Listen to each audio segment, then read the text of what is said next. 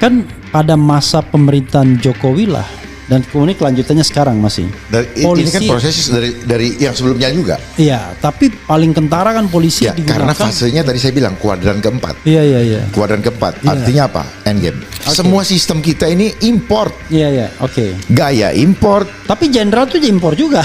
Ya, Jenderal, pangkat jenderal tuh impor juga. ya. Saya mau tanya. Tadi saya bilang setiap kejadian ini adalah operasi intelijen, Pak. Iya, oke. Ya, supaya Bapak Iya, paham ya. oke. Jadi jenderal itu bisa ada. Ini operasi intelijen juga. Yang dimaksud asing ini jangan dipikir ada asing langsung. Iya. Tetapi karena agendanya, blueprintnya sudah ada, maka bangsa kita sendiri tanpa sadar sudah menjadi kepanjangan tangan mereka untuk mewujudkan agenda mereka. Yaitu ending saya ingatkan hari ini, itu menuju kepada totalitarian. Jenderal ya, ada satu isu yang perlu disikapi, ya kan? Kerusuhan Agustus, bingung kita menyebutnya demo anti DPR, kerusuhan 25, kerusuhan 28, atau apa? Kalau jenderal apa? Mau mengatakan kejadian tanggal 25, 28, 29 itu apa?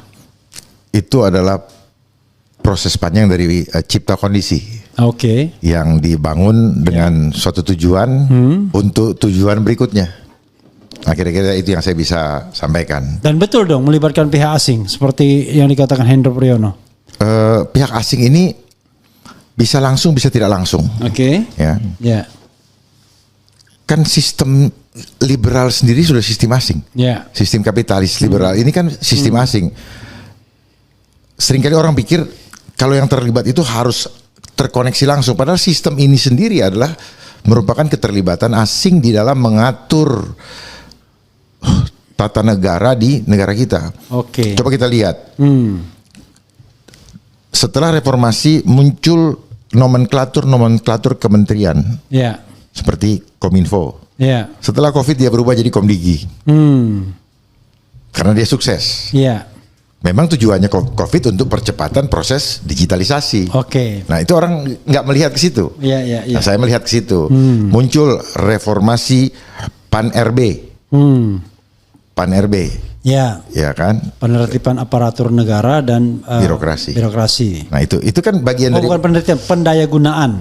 ya, didaya gunakan. Ya. Nah, terus kemudian orang mau naik pangkat cukup dengan kredit seminar. Ya.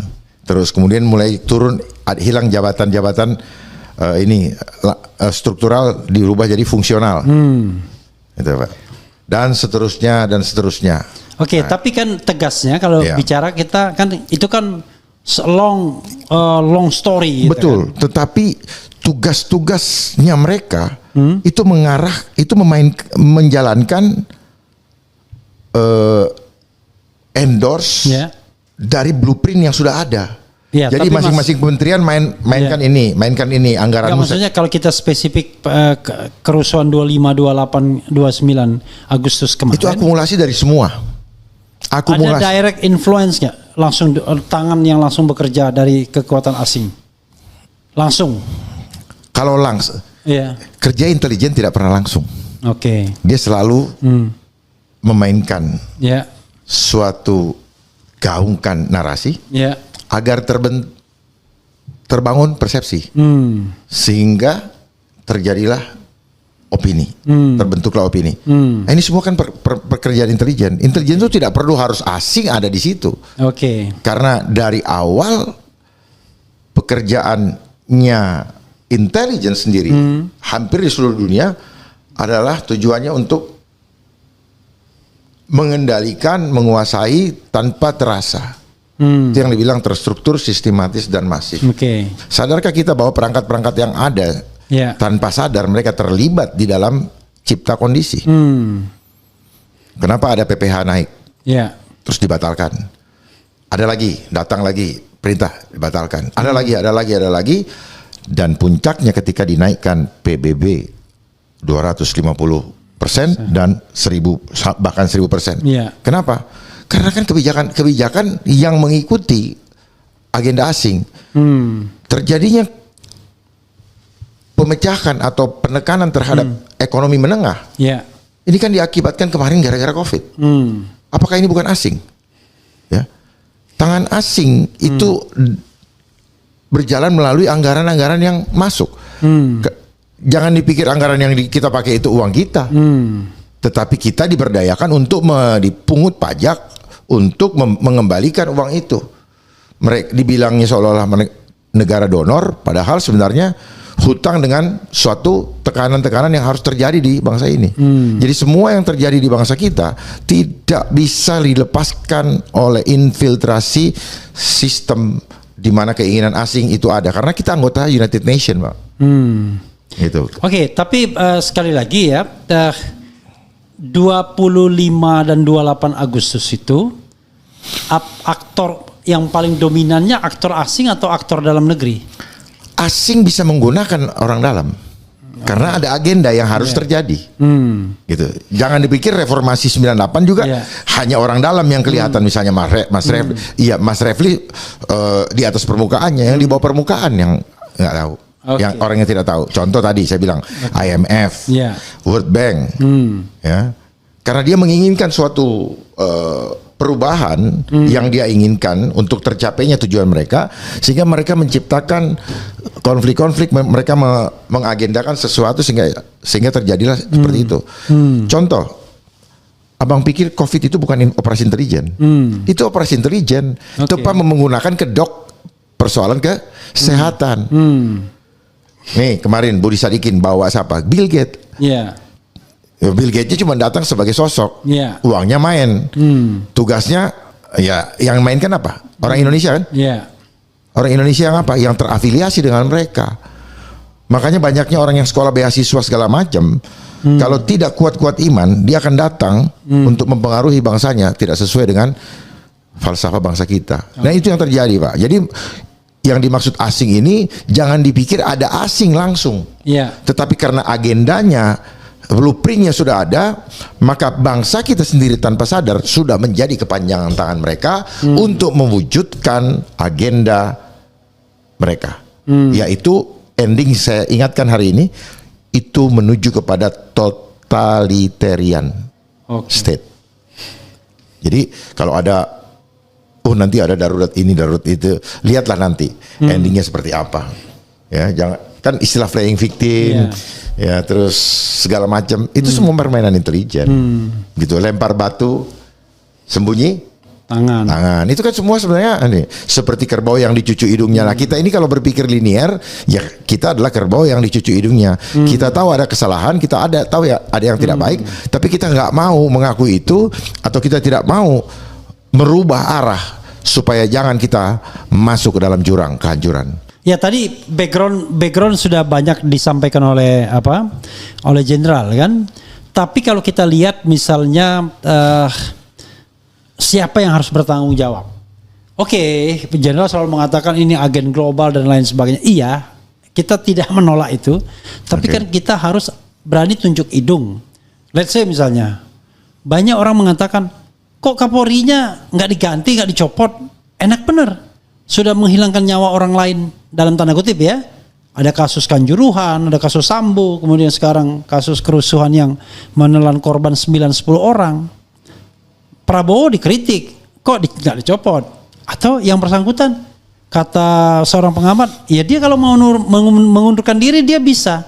Tapi dia bilang, saya ini prajurit katanya. Tergantung perintah atasan. Prajurit.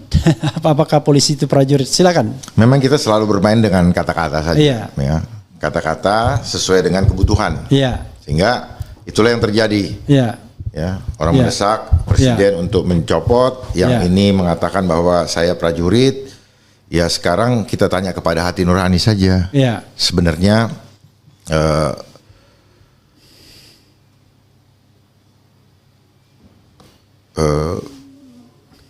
evaluasi sudah berkali-kali dilakukan. Dan mari kita belajar untuk memiliki budaya gentleman atau budaya malu seperti misalnya di Korea, di Jepang. Begitu dia merasa gagal tanpa ada permintaan, mereka sudah terbiasa dengan saya bertanggung jawab. Saya mundur. Saya mundur. Dan itu pernah dilakukan, pernah terjadi pada Kapolri Jenderal Dibio Widodo ketika kerusuhan 98. Oke. Beliau meletakkan jabatannya di depan Bapak Wiranto. Oke, karena pada waktu itu polisi masih di bawah ABRI ya? Ya. Masih, Ya. oke. Karena dia tidak mau anak buahnya dikorbankan, yang mana mensreanya Ya. tidak ditemukan, dan dia meyakini bahwa anak buah saya tidak Bersalah. tidak boleh disalahkan karena ini sifatnya dalam suatu urusan suatu event skala besar. Ya. Saya yang bertanggung jawab. Oke. Event skala besar. Iya. Karena ini tidak terjadi sendiri-sendiri kan, Pak. Iya. Sana ini semua segala faktor terjadi. Ya, agenda intelijen juga bermain di situ. Iya. Ya, karena kita lihat dari beberapa video yang saya amati, terjadi kesengajaan. Bukan saya membenarkan bahwa itu boleh terjadi, Iya. tetapi kita harus bisa melihat secara objektif. Saya menyatakan belasungkawa kepada keluarga Afan yang telah ditinggalkan, dan dia adalah seorang anak yang sedang mencari penghidupan atau nafkah, tetapi datang atau masuk dalam situasi yang tidak menguntungkan sehingga terjadilah seperti itu. Pelaku memang harus mendapatkan sanksi, tetapi kalau kita tarik Iya. secara menyeluruh, maka pelajaran yang pernah diberi contoh oleh Kapolri sebelumnya, Iya. Kapolri yang dahulu tahun 98 juga sama, Iya. karena mirip-mirip, itu dia meletakkan jabatan dan mengambil alih tanggung jawab, karena dia tahu bahwa anak buahnya justru sudah bekerja untuk dia, Iya. bukan kerja untuk kesenangannya. Kecuali beda kalau anak buah mencari kesenangan masing-masing gitu. Iya. Nah, itu tanggung jawab masing-masing. Tapi Iya. kalau sudah menyangkut lingkup tugas, di mana dia berjibaku, bahkan juga ya banyak juga yang cedera dari aparat, dan mereka sendiri adalah manusia, Pak, yang punya keluarga, Iya. yang perlu kita pikirkan juga. Dia juga punya keluarga. Gitu. Jadi sebaiknya ambil sikap dan mundur dengan kepala tegak, dan itu akan menjadi sejarah fenomenal di mana sifat itu mulai ditanamkan, sifat budaya malu, sifat berani berbuat, berani bertanggung jawab. Karena tanpa ada perintah, tanpa ada komando, tidak akan terjadi semuanya itu. Jangan sampai moral Iya. daripada anggota ke depannya akan menjadi down, karena berkembang di bawah, bahwa ketika susah payah kami disuruh, keadaan kritis kami disuruh, tetapi ketika mereka senang kami dilupakan. Oke. Ketika ada apa-apa, kamilah yang Korban. dikorbankan. Padahal kami melaksanakan, hanya menjalankan SOP yang sudah ditentukan oleh lembaga sendiri. Mereka tidak akan hadir di lapangan kalau bukan disebutkan nama ini, naik mobil ini, isinya ini. Karena mereka tidak bisa memilih untuk tidak berbuat. Jadi kembali lagi, perlu rekonstruksi total supaya hal-hal seperti ini ke depan tidak terjadi lagi atau diminimize. Dimulai dari mana? Dari kepala. Kepala di kepolisian adalah Kapolri, Oke. tapi kepala untuk memimpin bangsa ini adalah Presiden. Presiden harus jelas menentukan arah kebijakan yang betul pro rakyat atau tidak, dan buka komunikasi dengan rakyat. Bagaimana? Jangan seperti yang terjadi sekarang, polisi dibenturkan dengan rakyat, bukan menjadi jembatan untuk mengantarkan, melindungi, melayani, mengayomi hak rakyat untuk diantar ke DPR, supaya DPR juga mau mendengar. Mungkin lain kali Polri harus meminta kepada DPR buka pintu, mereka mau masuk dikawal untuk mendengarkan suara dan jeritan. Karena rakyat ibarat anak-anak, tidak didengarkan, dia cari perhatian dan waspada. Ketika mereka cari perhatian, disitulah akan mudah ditunggangi. Oke.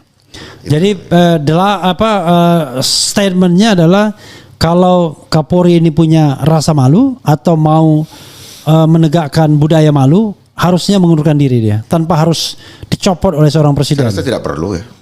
Apalagi dengan masa dinas yang sudah cukup panjang ya. Iya. Panjang, dan selama ini kan rata-rata 2 tahun.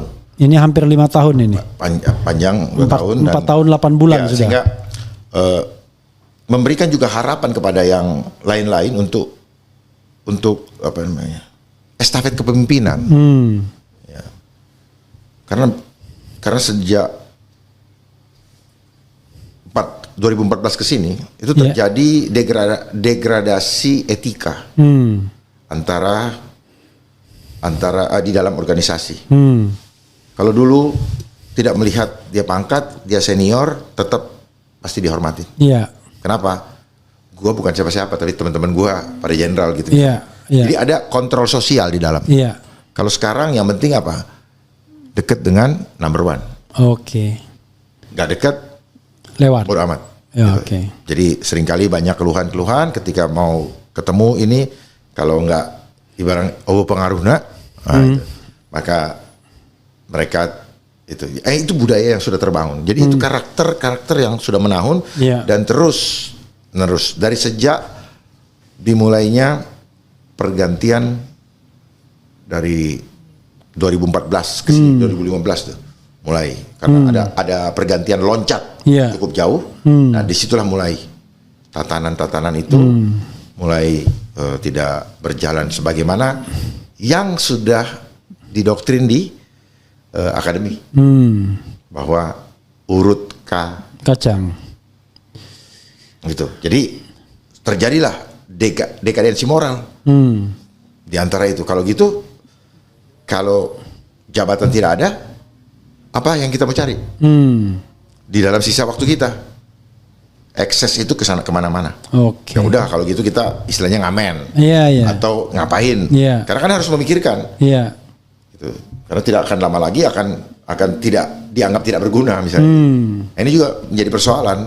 Masih muda, masih pada saat usia matang, potensial, justru harus diinikan. Bukan saya mengatakan bahwa harus diperpanjang usia, tidak. Karena bagaimanapun juga rekrutmen yang di bawah sudah menanti-nanti untuk estafet kepemimpinan.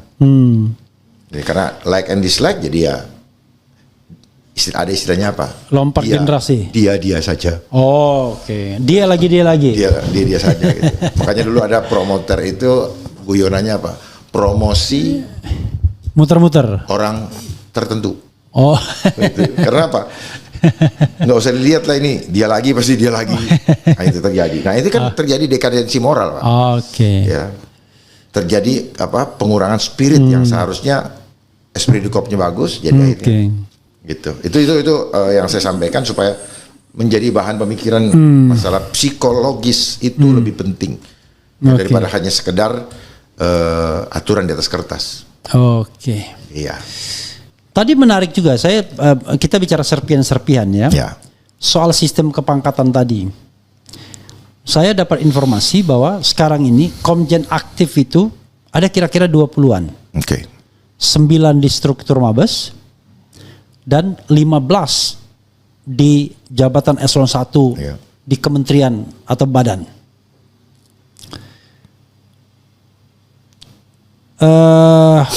Pertanyaan saya, ada yang mengatakan reformasi ke depan nggak perlu yang namanya pangkat jenderal untuk polisi. Apa kek gitu yang menunjukkan bahwa dia bukan struktur komando lagi, bukan dia militer atau paramiliter ya, tetapi dia adalah sipil.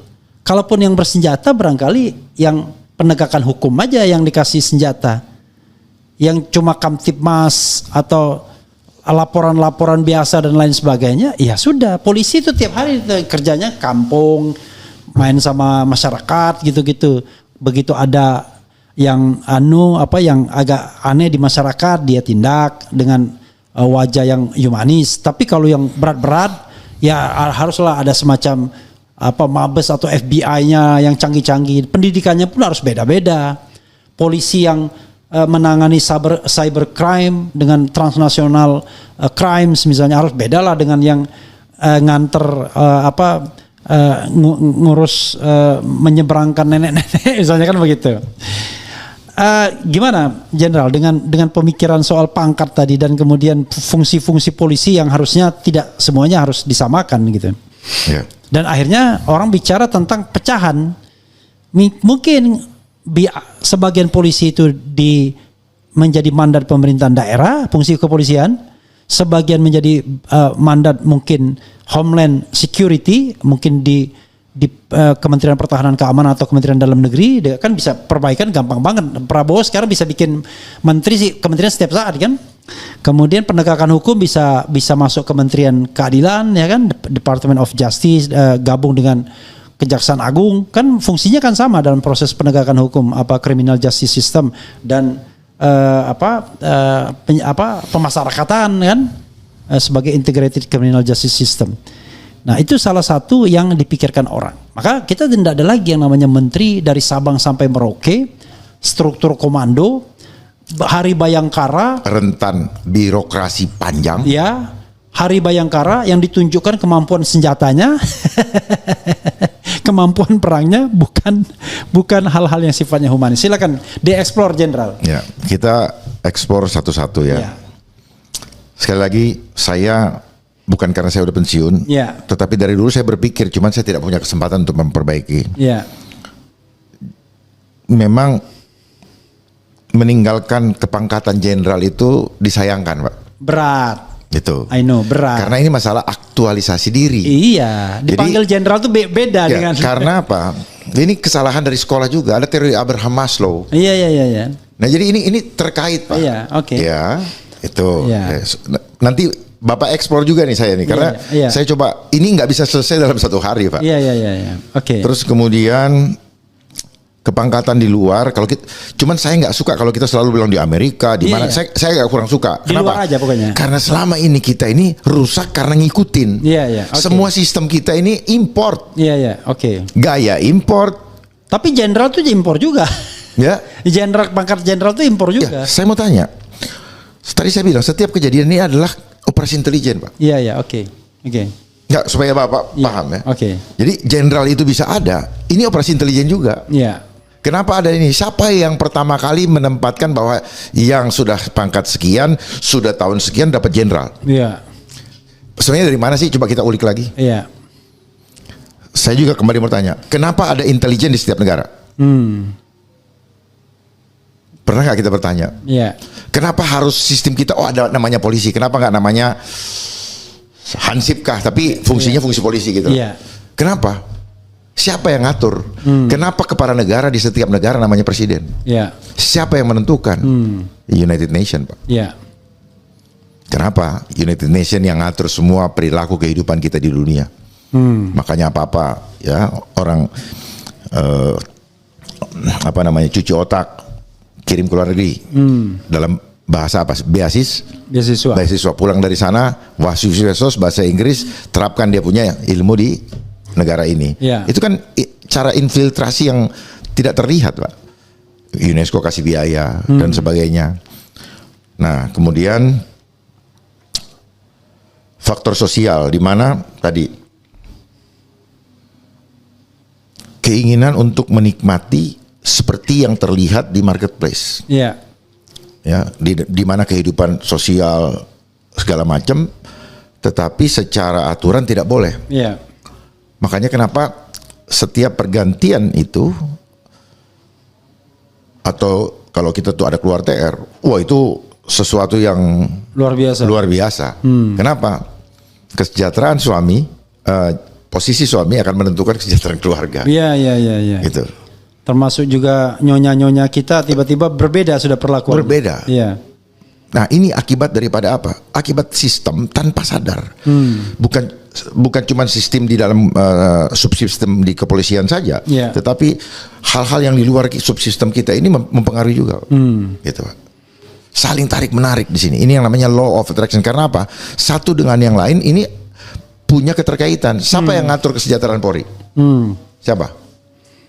Ya, policy anggaran itu. DPR dan pemerintah kan? Ya itu kan? Iya. Nah tadi gimana? Kalau soal pangkat tadi gimana? Ya, tadi saya bilang kalau kita bilang di luar, kalau kita mengikuti luar juga, di luar itu sudah pakai komisioner. Iya. Gitu. Komisaris, ya kan? Cukup komisaris saja. Ya itu di luar. Ya. Nah, cuman kan ini sejarah tadi, Pak. Ya. Sejarah pernah bergabung sama ABRI, berdasarkan sejarah kemerdekaan. Nah dari situ kemudian dikeluarkan. Nah untuk masuk kepada supremasi sipil oke, tetapi postur militernya dipertahankan. Jadi separuh hati lah. Iya. Jadi kalau ada peribahasa mengharapkan bangau terbang tinggi, punai di tangan dilepaskan. Kalau ini enggak. Mengharapkan bangau terbang tinggi, punai di tangan dimakan juga. Jadi kalau bisa apa? Jangan ada yang lepas sedikit pun gitu. Iya. Kalau bisa ada tambo lagi kan gitu. Nah itulah makanya disitulah perlunya seorang pemimpin yang punya karakter sehingga ada budaya malu. Ya. Dan yang saya inginkan adalah tidak ada bawahan yang salah. Oke. Ya, yang salah adalah bagaimana memanage seorang kepala memanage. Karena selama ini saya perhatikan sejak saya dinas, bawahan selalu menjadi korban. Ya, korban. Iya. Ya saya kasih contoh yang Afan Kurniawan kemarin. Bagaimana mungkin yang dan kebanyakan Bapak perhatikan selalu Brimob. Iya. Kanjuruhan Brimob. Iya. Kasus siapa namanya Sambo, Brimob. Ya. Jadi saya mau kasih tahu bagaimana pembentukan itu terjadi sehingga kita tanpa sadar menjadi seperti hanya sebagai alat. Contoh. Mesin. Ya. Karena kita dicekokin terus. Ya. Contoh dipanggil Dharma. Siap. Ini belum jalan. Iya. Ini automatically latah sudah keluar. Sini kamu. Lari udah. Iya. Nah, ini harus dikupas nih. Iya. Ya, sehingga wartawan juga karena sering dengar siap, ikut-ikut siap juga kan gitu.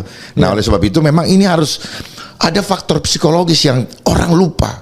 Hanya bicara aturan main, hanya bicara aturan di atas kertas. Tetapi faktor psikologis yang diakibatkan oleh semua ini nggak pernah diteliti secara mendalam. Saya mempelajari itu, saya paham itu. Kan salah satu orang mengatakan begini, ngapain sih polisi ada brigade mobil segala, brimob segala ya kan?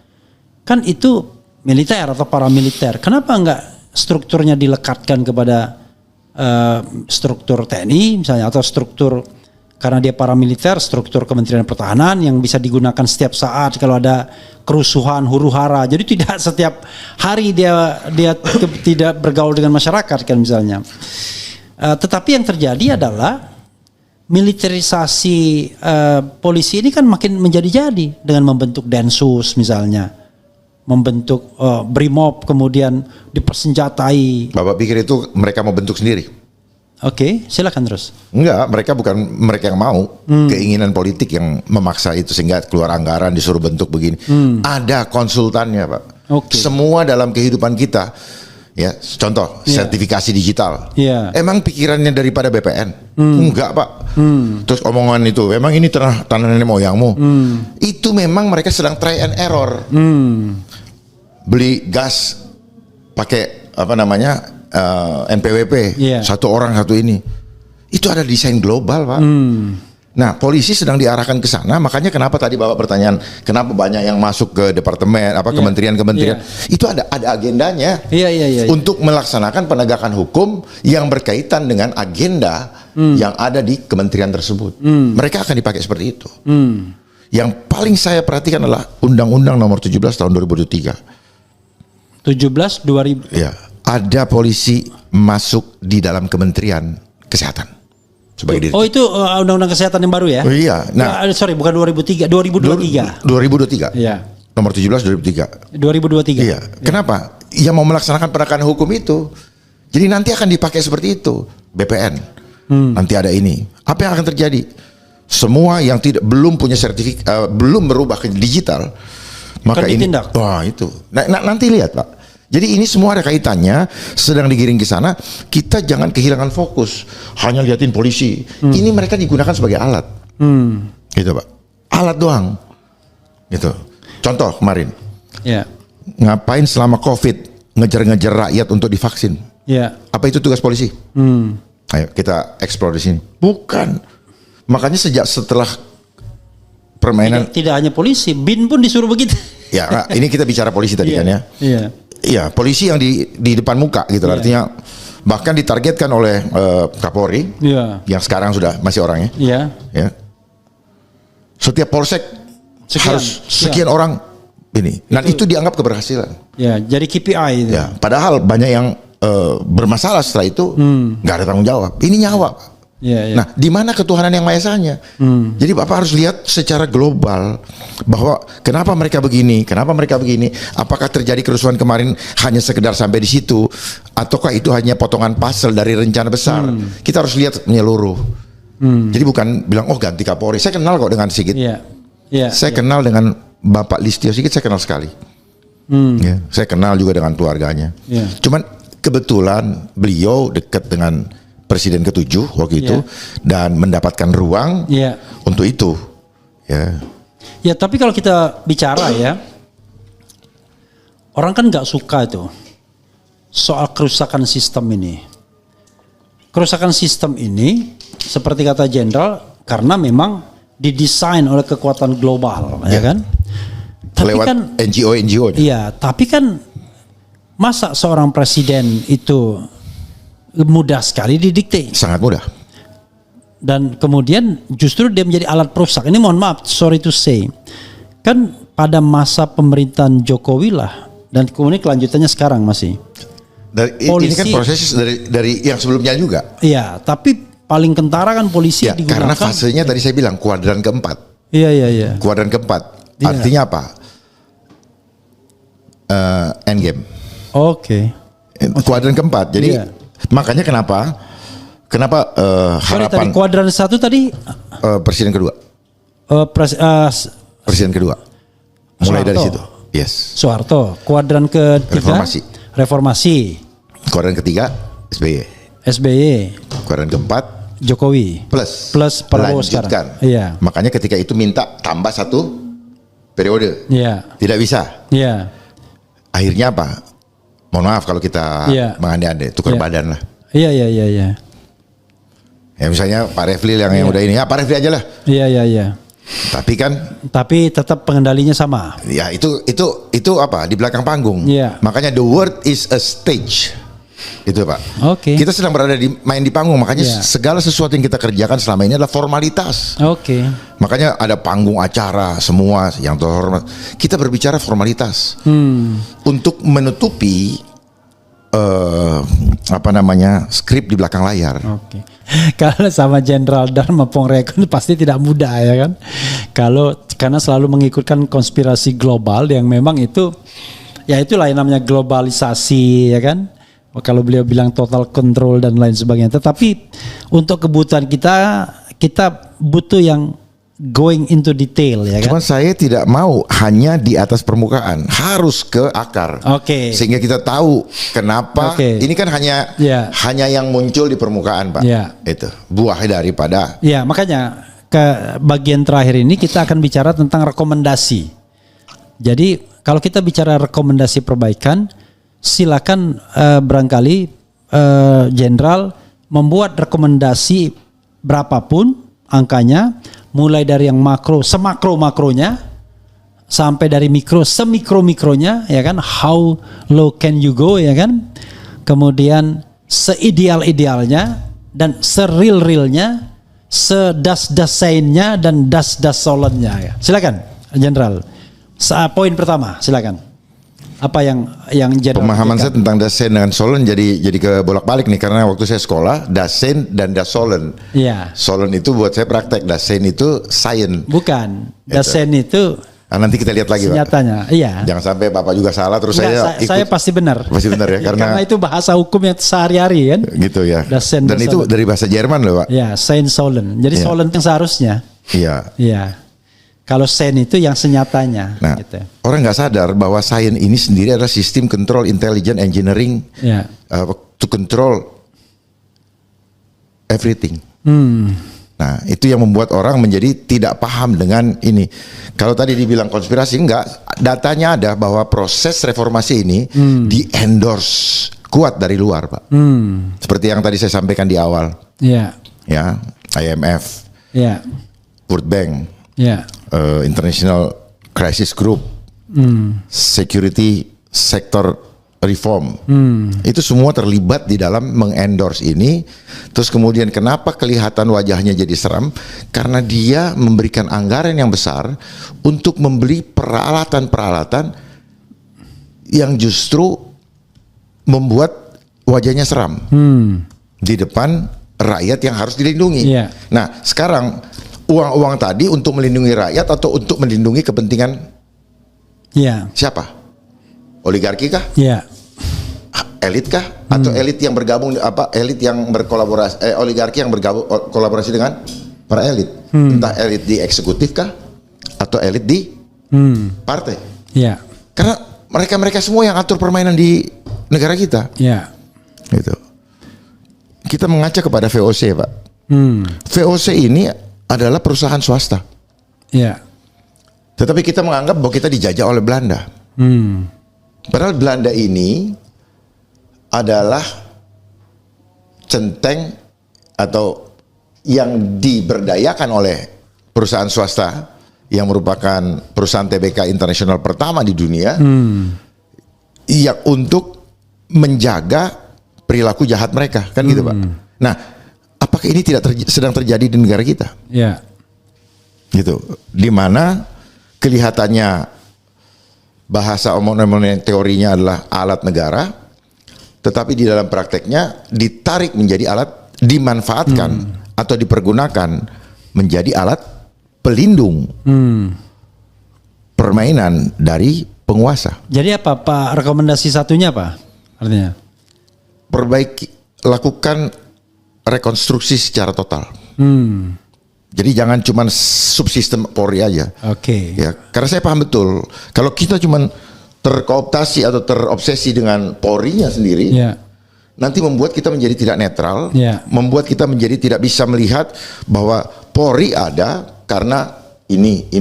Dia ada untuk mengamankan ini. Ya. Nah, sehingga kebutuhan rakyat tidak terpenuhi. Kita tanya sekarang, kementerian-kementerian yang ada itu bekerja untuk rakyat atau untuk siapa? Ya, podo ya sebenarnya. Nah, mudah. Nah, Polri Cuma bedanya mereka nggak punya hukum itu aja. bukan. Nah, di situ. Ya. Kenapa seperti itu? Ya, hukum mereka adalah pidana. Ketika mereka melakukan ini, contoh lah, ketika pagar laut itu Ya. selesai, terus wajah Polri yang menjadi buruk. Ya. Karena apa? Kok tidak bisa mengungkap? Betul tidak? Ya. Nah itu, Pak. Jadi itu yang selalu, karena Polri langsung bersentuhan dengan masyarakat, Ya. itu yang terpatri di benak masyarakat. Gitu. Makanya kenapa yang kemarin, kerusuhan kemarin, itu akumulasi, Pak, dari proses panjang yang terjadi yang tanpa sadar atau sadar. Coba kita cek, apakah ini chipcon? Di mana kemarahan mulai dari PPN 12%, kemudian LPG 3 kilo, Iya. terus PSN, terus apa sampai akhirnya diblokir itu rekening yang itu, ya, semuanya seolah-olah try and error. Begitu ada resisten langsung diinikan kembali. Tapi apakah dipikir itu selesai di situ? Waspada. Mereka justru di situ melihat apa? Melihat loophole bahwa kita harus siapkan aturan-aturan yang mengunci semua hal yang nanti masih bisa di siasati oleh rakyat, gitu Pak. Nah ini harus kita lihat bersama. Jadi Polri ini hanya penegakan hukum terhadap siapa? Terhadap rakyat atau terhadap? Nah ini yang kita kenal dengan korupsi kebijakan sebenarnya. Korupsi kebijakan itu terjadi melewat kebijakan-kebijakan Pak. Gitu ya. Jadi anggaran juga benar transparansinya enggak? Oke, tadi Jenderal sudah memulai dengan sesuatu yang besar ya. Perbaikan struktural, perbaikan struktur, tidak hanya polisi tapi polisi sebagai subsistem. Jadi sistem. Rekonstruksi total. Ya, tetapi kan ibaratnya sama seperti Prabowo. Benar, kita butuh perbaikan-perbaikan, tapi rakyat perlu makan, kira-kira gitu kan. Maka ada program shortcut namanya makan bergizi gratis. Nah, saya tidak setuju. Ya, I know. Tapi dia kan begitu. Enggak, Bapak pikir itu hasil pemikiran beliau? Enggak, ada agendanya Pak. Ini bukan konspirasi Pak, saya punya datanya. Ini agenda global Pak. Di mana agenda global Great Reset 2030 bahwa untuk pemerintah membesarkan anak-anak.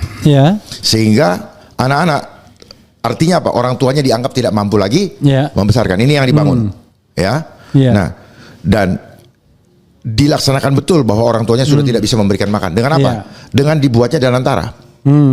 Dana dikup di dana antara, tidak berputar ke masyarakat. Benar kejadian bapaknya tidak mampu lagi untuk itu. Ini yang dibangun Pak. Jadi semua lebih sentralistik berarti ya? Iya. Nah, dan terus kemudian Bapak polisi perhatikan, suruh mengamankan itu. Jadi itu Pak. Covid juga kemarin datang ke anak sekolah, polisi yang datang jagain ini. Jadi polisi sudah ditarik kepada kepentingan politik yang di-endorse oleh global. Kalau Bapak mau tahu apa yang akan dikerjakan oleh setiap instansi pemerintahan, Bapak cek di Bappenas. Jadi nggak bisa Polri aja Pak, Bappenasnya juga. Bappenas ini nggak akan kasih uang Pak kalau ini tidak dijalankan. Jadi blueprintnya ada di RPJP sama RPJMN menengah. Nah itu dijabarkan di dalam tugas-tugas pokok yang akan dilaksanakan di setiap kementerian dan lembaga, termasuk di Polri Pak. Oke, tapi kan kita harus ada poin. Sekali lagi harus ada poin, ya kan, yang bisa ditangkap oleh masyarakat. Jadi poin pertama tadi perbaikan perombakan struktural, ya kan? Rekonstruksi total. Oh, sorry.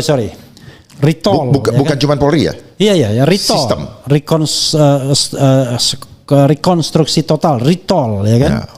Nah, apalagi yang harus dipikirkan?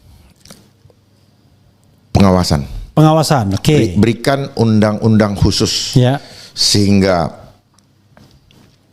mereka bisa menjalankan fungsinya sebagaimana agenda reformasi itu sendiri. Mereka harus jadi ini, karena kalau tanpa pengawas maka tidak bisa, jangan diharapkan, karena tadi Bapak katakan di awal, wah itu manusiawi. Nah jangan sampai hal-hal buruk dirasionalisasi dengan istilah manusiawi, Pak. Saya bilang manusiawi itu manusiawi untuk hal yang buruk. Bukan memaafkan, itu manusiawi itu. Ya itulah manusia maksud saya. Itu manusia yang jauh dari fitrah sebenarnya. Kita dapat 2 poin pengawasan. Berikutnya apa lagi? Fungsi-fungsi. Kalau saya agak susah ya kalau cuma melihat di Polri, karena apa? HAM ini ya, Komnas HAM. Komnas HAM punya undang-undang. Kompolnas nggak punya undang-undang.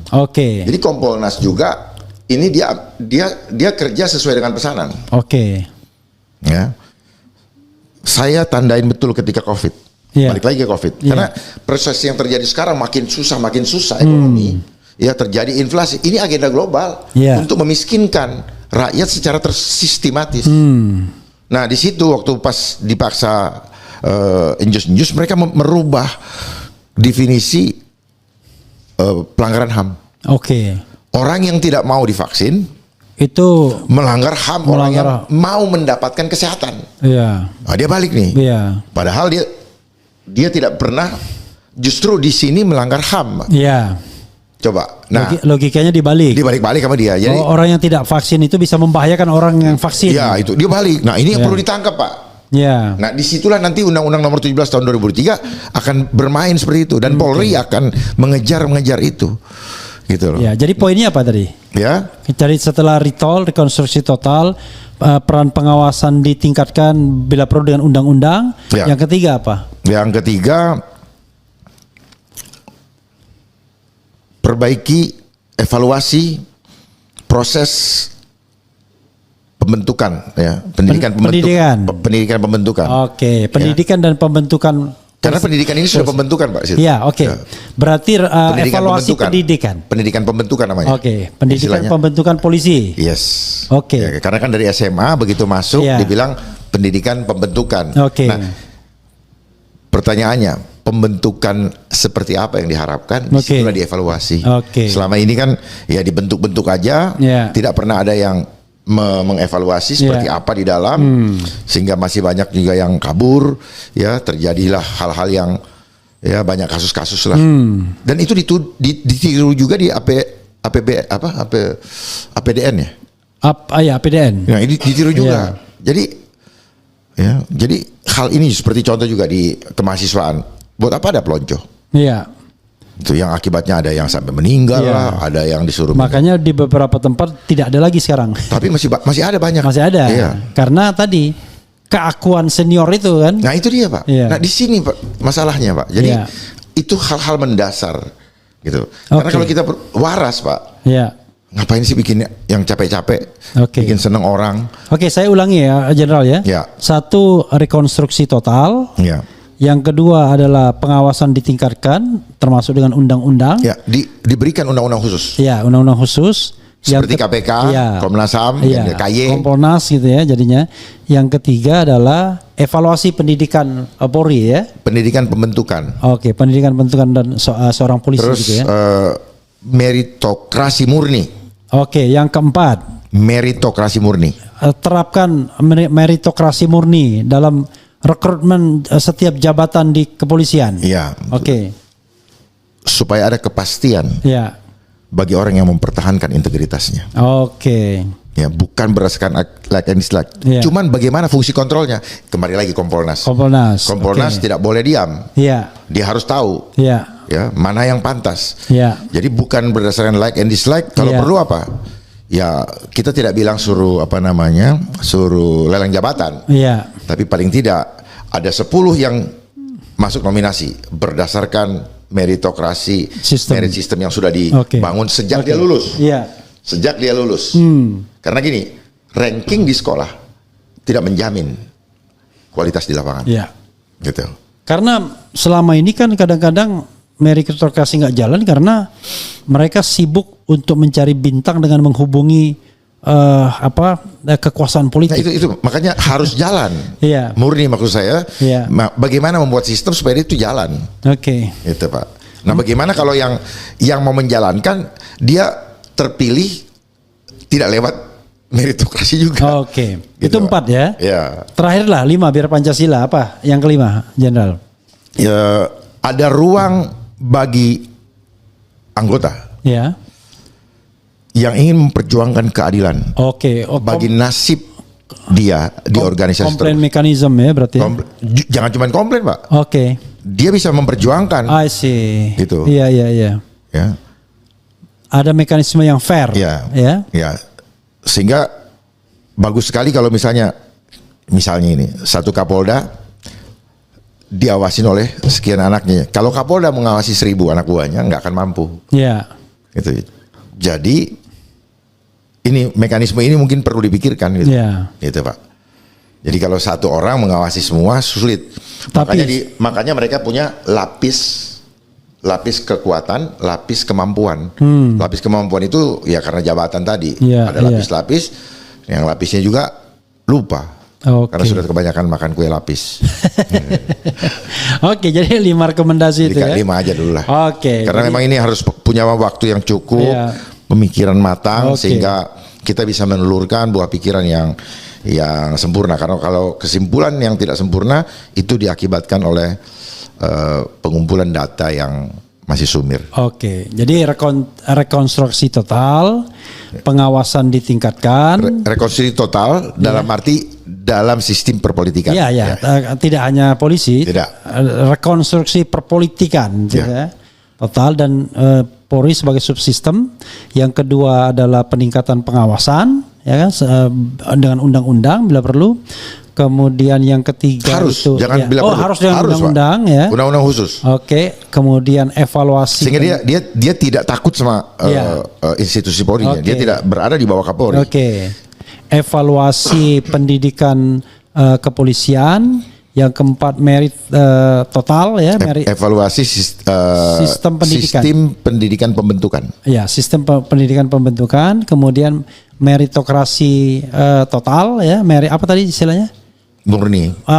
Merit sistem murni. Harus jalan. Cuman sistemnya seperti apa kan gitu. Dan kemudian sebuah mekanisme di mana anggota bisa memperjuangkan hak atau nasibnya gitu. Ya, sehingga ada kepastian, Pak. Ada kepastian. Ya, tidak hanya sekedar berharap dari atasan. Iya, artinya bukan berharap dari atasan. Jadi kan gini, seringkali money laundering ada layering-nya. Oke. Nah, lapis kemampuan tadi menjadi layer untuk tidak sampai nyentuh kepada yang membuat kebijakan. Iya. Itu sehingga ketika terjadi korupsi kebijakan ini tidak selalu berimplikasi kepada materi, ya. Bisa juga hal-hal kenyamanan dan sebagainya. Nah, ini ada lapis-lapis yang melapisi sehingga sutradaranya bisa tidak tersentuh. Oke. Jadi kejahatan itu Pak selalu ada layeringnya. Apa saja? Oke, Jenderal. Sebelum Jenderal kasih closing statement, saya ingin bertanya hal-hal yang ngeri-ngeri sedap. Entah bisa dijawab entah enggak. Jenderal tadi bicara mengenai yang namanya comfort zone. Orang menengarai di Mabes Polri itu sangat makmur.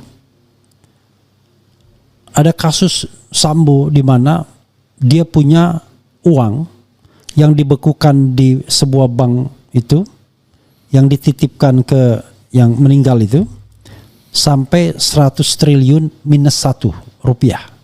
Karena sudah on the top itu. 100 triliun? Ya. Bukannya 1 triliun ya? Bukan 100 triliun. 99999. Salah lihat berarti saya. Iya, minus 1. Gitu. Kemudian ada kasus seperti Minahasa. Ada kasus macam-macam lah, ya kan? Bahkan ini mohon maaf, kok bisa ya? Walaupun itu beda institusi, kok ada klub bola voli profesional bentukan dari badan intelijen yang bisa yang hiring pemain asing dengan nilai transfer sampai miliaran. It doesn't make sense, nggak masuk akal sebenarnya. Nah, apakah ini bullshit, ya kan? Ataukah itu sesuatu yang realistis, sesuatu yang real, ya, bukan realistis, yang real. Ditambah Jenderal tadi mengatakan begini, itu bergantung pada kekuasaannya. Ya kan, bergantung siapa yang mengendalikan, presidennya. Kalau misalnya ada hipotesa balik gimana? Presiden bukan bergantung pada presidennya, tidak. Semua presiden akan bergantung pada institusi itu, karena institusi itu yang bisa menentukan Anda menang atau tidak. Itu ceritanya. Dalam kompetisi politik. Itu kan ceritanya. Ya, it's up to you. Itu pertanyaan terakhir saya. Gitu. Silakan, Jenderal. Ya, kalau yang masalah Sambo, Teddy Minahasa, ya, itu yang kebetulan muncul ya, di atas permukaan. Ya. Itu hanya puncak gunung esnya, Pak. Ya. Ya kan? Kita udah belajar semua kok. Iya, fenomena gunung es ya. Ya. Kenapa pelajaran itu pernah ada? Iya. Pelajaran itu ada. Karena mereka yang membentuk sistem ini sedang menggiring orang untuk menuju ke sana. Iya. Sehingga ketika terjadi kita akan mengatakan, oh ini teorinya Pak, ini namanya puncak gunung es. Iya, iya. Makanya kenapa puncak gunung es itu yang selalu akan dimainkan atau dihebohkan oleh kita. Lihat di industri, deindustrialisasi. Bicaranya hilirisasi. Yeah. Selalu bicara puncak gunung es, hilir terus. Yeah. Dia nggak pernah bicara hulu. Yeah. Padahal persoalan yang utama ada di akar, yaitu di hulunya. Di hulunya. Oke. Ya, kenapa bisa begitu? ya crime itu kan di mana ada kesempatan, ada niat, ada kesempatan, terjadilah crime. Gitu. Jadi kalau kita mau melihat lebih jauh, kayaknya hampir sulit kita mengatakan bahwa menghindar dari istilah money laundering. Ya. Ngerti nggak? Ya, sorry maaf. Ya. Money laundering. Ya. Bisa nggak kita jamin uang yang ada di abang itu uang misalnya ya? Ya. Betul-betul abang misalnya ketemu kawan, ini kita nggak tahu dari mana. Iya. Coba kalau kita lihat tuh, bagaimana kalau misalnya sementara jelas di depan mata kita, hitungan angkanya sekian, tapi punya sekian. Iya. Nggak masuk akal ya. Terus kita hanya bicara ini Polri, ini apa? Ini coba kita banyak sekali persoalan yang harus kita selesaikan sebenarnya. Iya. Terus mereka punya private jet, duit dari mana? Iya. Kalau nggak ngerampok dari APBN, Iya. dan punya privilege untuk menggaruk sumber daya alam. Iya. Kita lihat. Tapi apakah ada goodwill untuk ada political will untuk menyelesaikan itu? Ataukah berakrab ria dengan mereka semua? Jadi ini kan persoalan kompleks, Pak. Jadi nggak bisa satu sisi itu. Seorang Kapolri mau menindak itu, copot besok bos. Ini juga menjadi faktor yang perlu kita pikirkan bersama. Tidak sesimpel itu. Makanya kenapa saya menawarkan rekonstruksi total, supaya kita tidak hanya lu jelek. Padahal yang bilang jelek juga lagi jelek juga gitu loh. Itu yang saya perhatikan. Gitu. Silakan Jenderal wrap up, ya kan? Dan kemudian bikin closing statement. Silakan. Baik. Ya. Apa yang terjadi di dalam setiap kehidupan kita itu merupakan konsep intelijen atau cipta kondisi.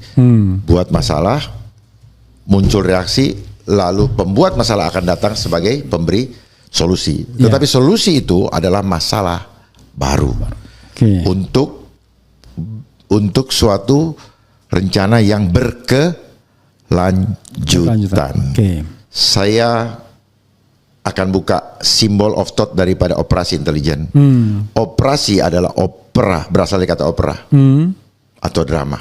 Intelligent, information telling, lie,